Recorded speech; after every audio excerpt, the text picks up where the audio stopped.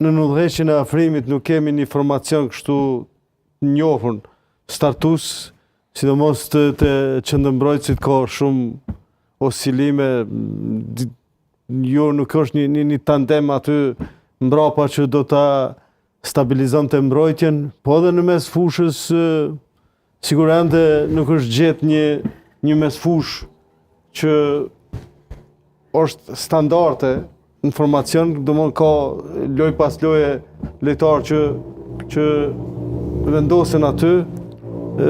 Prandaj se në reportin sulmues normalisht që më shumë ka lëvizjet lojtarëve dhe ndryshimet lojtarëve prej lojës në lojë, mirë po nëse nuk ke një formacion të mbrojtjes që është konstant pothuajse, po edhe të mesfushës është vështirë me kriju një përvojë të përbashkët të ekipit.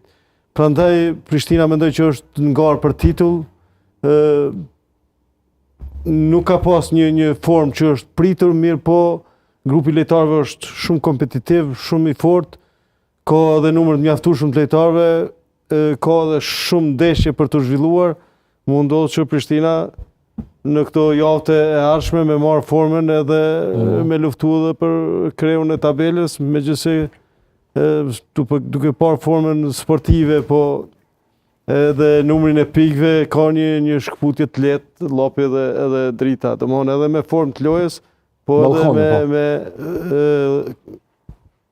drita edhe ballkoni, edhe me formë të lojës, edhe me përvojë të përbashkët të lojtarëve, po mendoj që ka një përparësi të lehtë.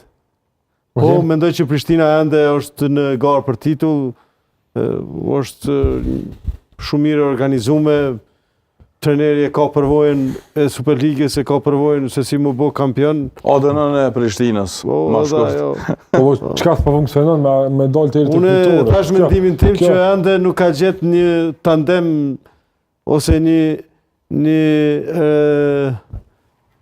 një repart stabil, konstant që lunë në mbrojtje, po edhe në mes fushës ka lojë nga lojë lojtar që ndryshohet mes i fushës edhe pastaj kur nuk ke një formacion konstant,